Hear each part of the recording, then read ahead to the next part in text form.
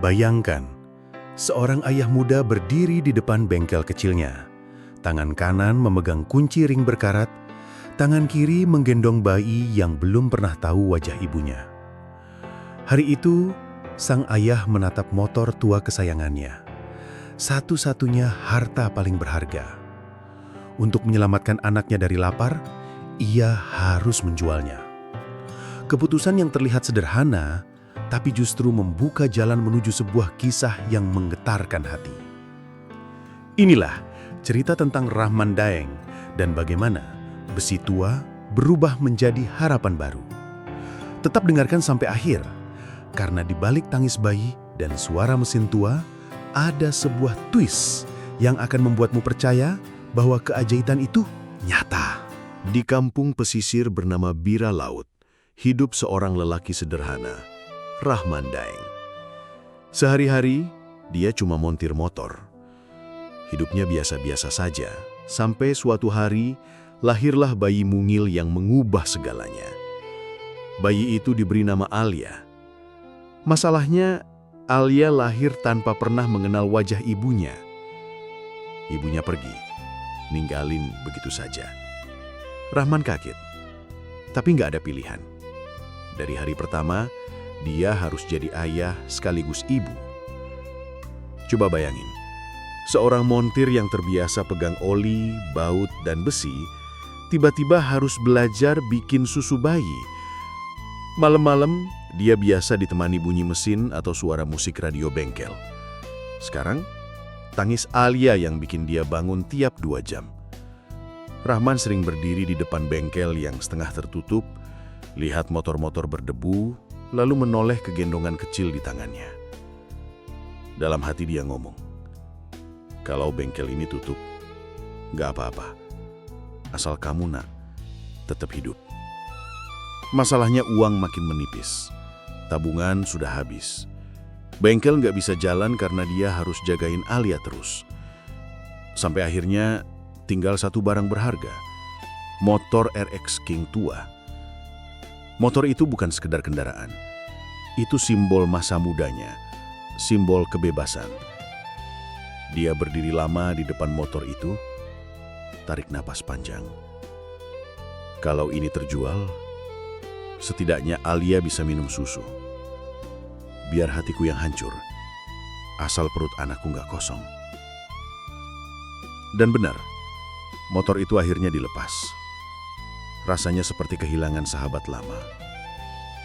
Tapi malam itu saat Alia tidur pulas dengan perut kenyang, Rahman merasa lega.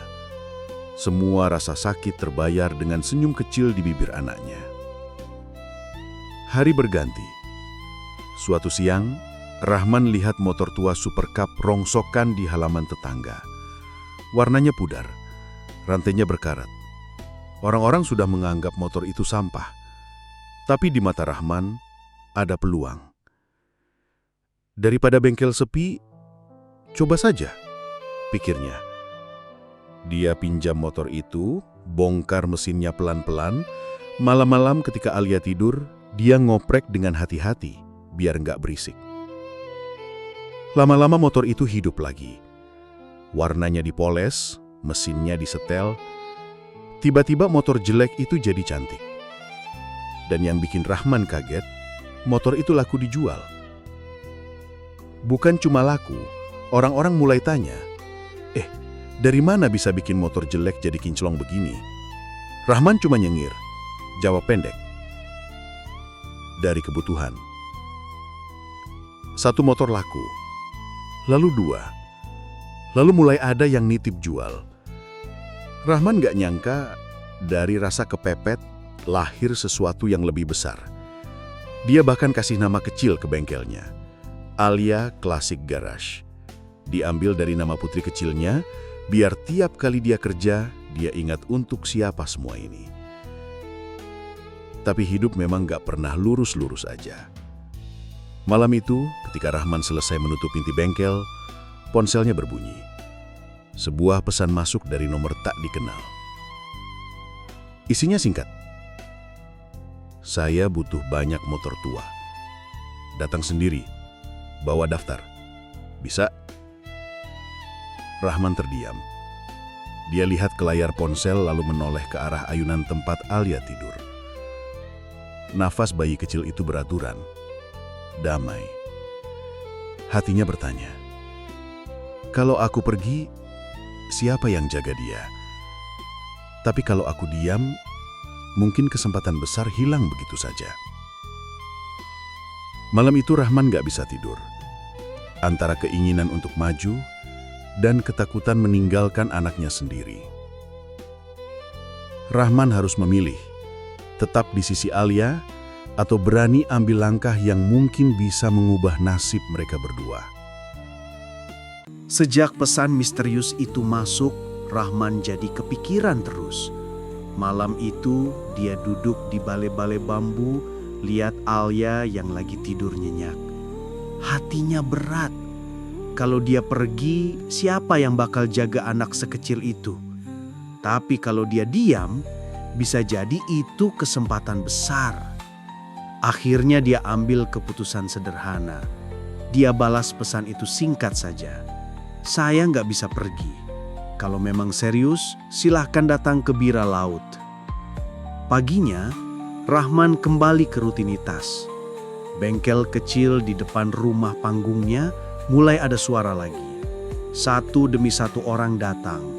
Ada yang bawa motor butut, ada yang nitip jual motor lama, ada juga yang cuma mampir lihat-lihat. Rahman sendiri nggak pernah nyangka. Dari rasa kepepet karena harus beli susu Alia, muncul jalan rezeki baru.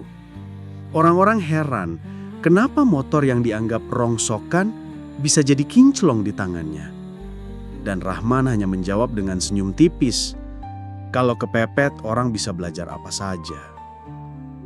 Bengkel itu makin rame. Dua tetangga yang sebelumnya nganggur, Ical dan Nurdin, akhirnya ikut bantu.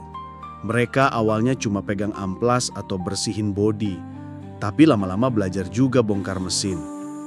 Bagi Rahman, ini bukan cuma soal motor.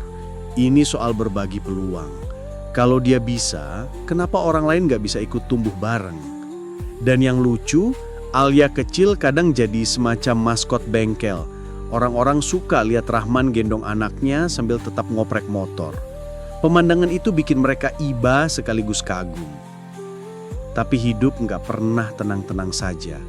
Suatu subuh, Rahman terbangun karena ada suara aneh di depan bengkel. Dia keluar dan jantungnya hampir berhenti.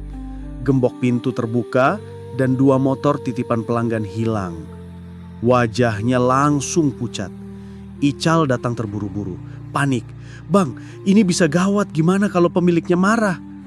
Rahman hanya bisa duduk di lantai bengkel menunduk lama. Kalau dia kabur dari tanggung jawab, habislah nama baiknya. Tapi kalau dia ganti rugi, uang dari mana? Setelah hening cukup lama, dia berkata pelan, "Kita tanggung, pelan-pelan, tapi harus kita ganti. Nama baik lebih mahal daripada untung cepat." Kata-kata itu berat, tapi itulah pilihannya. Dan benar, kabar pencurian cepat menyebar. Ada yang mulai ragu nitip motor ke Rahman lagi. Malam itu, Rahman duduk di bengkel gelap sambil menatap Alia yang masih tertawa kecil dalam tidurnya. Hampir saja dia ingin menyerah.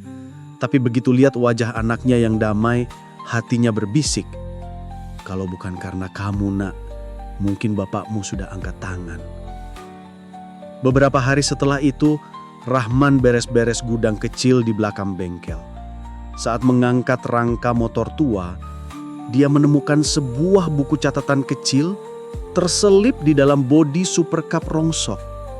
Isinya bikin bulu kuduknya merinding. Ada foto perempuan menggendong bayi dengan tulisan tangan samar, "Untuk Alia, maaf." Tulisan itu ia kenal betul, tulisan Mira, mantan istrinya yang pergi tanpa jejak. Belum hilang rasa kaget itu, sore harinya Rahman menerima sebuah surat resmi, surat panggilan pengadilan. Isinya membuat kakinya lemas. Keluarga Mira mengajukan permohonan hak asuh Alia. Rahman duduk lama dengan surat itu di tangannya. Ia baca berulang-ulang, berharap ada salah ketik. Tapi tidak. Dan di bagian bawah ada daftar nama saksi. Matanya langsung membelalak. Salah satunya adalah nama Bram Santosa. Nama itu tidak asing. Itu nama yang sama persis dengan pengirim pesan misterius beberapa hari lalu. Orang yang katanya butuh banyak motor tua. Tiba-tiba, semua potongan puzzle terasa saling terhubung. Rahman menggenggam surat itu erat-erat. Dadanya bergemuruh. Ia tahu, ini bukan lagi sekedar soal bengkel atau motor. Ini sudah masuk wilayah yang jauh lebih berat, mempertahankan anaknya sendiri. Malam itu, di samping Alia yang masih tertawa kecil dalam tidurnya, Rahman sadar, pertarungan sesungguhnya baru saja dimulai. Rahman harus bersiap karena di depan sana ada sidang, ada nama Mira, dan ada bayangan besar bernama Bram Santosa yang makin jelas berdiri di hadapannya. Hari sidang itu akhirnya datang. Rahman berangkat dengan kemeja putih lusuh, map coklat berisi dokumen seadanya, dan langkah yang berat. Alia dia titipkan sebentar ke ibunya yang baru pindah dari Kalimantan. Di luar gedung pengadilan, Rahman sempat berhenti, menarik napas panjang. Dalam hati dia berkata, apapun yang terjadi hari ini, aku harus berdiri demi anakku. Di ruang sidang, suasana kaku. Hakim membuka berkas, membaca nama para pihak.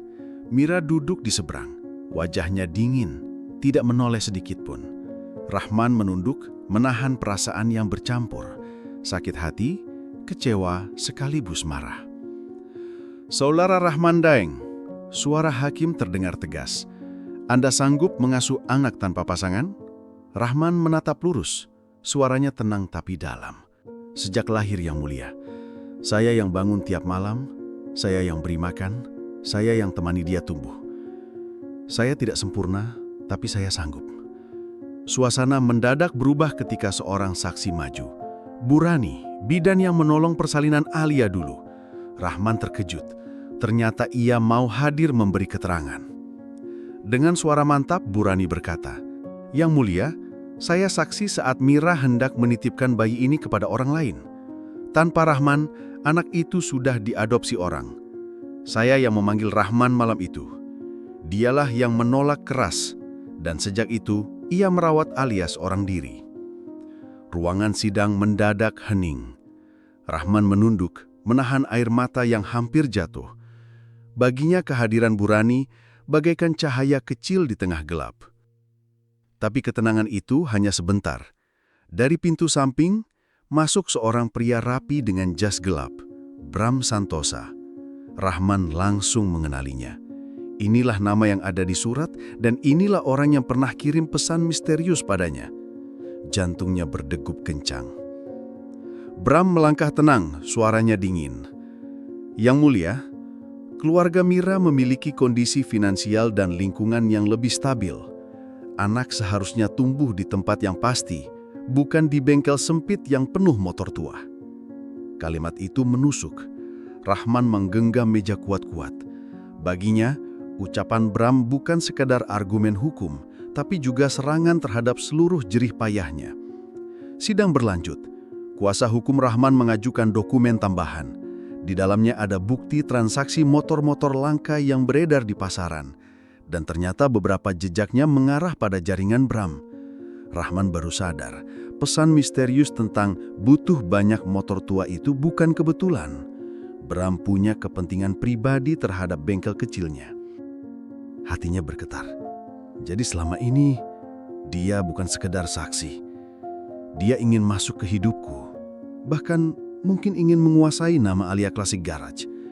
Setelah sidang usai, Rahman keluar gedung dengan langkah berat. Bram mendekatinya, senyum tipis di wajahnya. "Rahman, kau bisa membuat hidupmu lebih mudah. Serahkan saja nama bengkelmu padaku. Aku bisa bantu atur hak asuh anakmu. Mira akan puas, keluarga besar akan tenang. Kau tetap bisa ketemu Alia tapi semua diatur baik-baik, lebih rapi, lebih pasti." Rahman terdiam. Kata-kata itu berputar-putar di kepalanya. Antara ancaman dan tawaran. antara masa depan Alia dan nama kecil bengkel yang lahir dari perjuangannya. Malam itu, Rahman pulang dengan hati kacau. Alia menyambut dengan tawa polosnya memeluk leher ayahnya. Rahman terdiam lama, lalu berbisik dalam hati, "Kalau aku menyerah pada mereka, apa artinya semua kerja keras ini? Tapi kalau aku menolak, bisakah aku menang melawan mereka yang jauh lebih berkuasa?"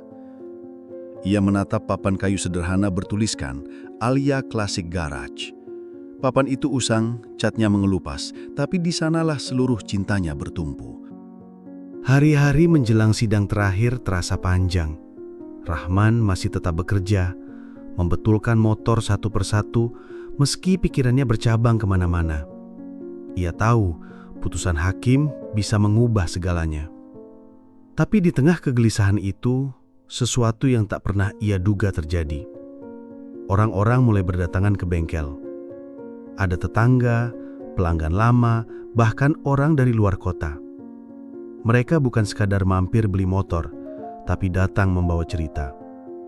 Seorang bapak parubaya berkata, "Bang Rahman, motor tua saya dulu rusak parah. Kau tolong betulkan, dan sekarang motor itu yang saya pakai antar anak sekolah. Kalau bukan karena kamu, entah bagaimana nasib saya." Seorang pemuda dari seberang pulau bercerita lewat telepon video. "Saya tidak pernah ketemu langsung, Bang. Tapi tutorialmu di internet bantu saya perbaiki motor sendiri. Aku bisa kerja ojek lagi. Terima kasih." Rahman terharu. Ia tidak pernah berpikir bantu orang kecil-kecilan seperti itu akan balik jadi kesaksian hidup. Dan yang paling bikin ia nyaris menitikan air mata, beberapa orang mengumpulkan donasi seadanya. Patungan untuk membantu Rahman menutup kerugian akibat motor titipan yang hilang dulu. "Abang gak sendiri," kata mereka. Malam sebelum sidang, Rahman duduk di depan papan kayu usang bertuliskan Alia Classic Garage.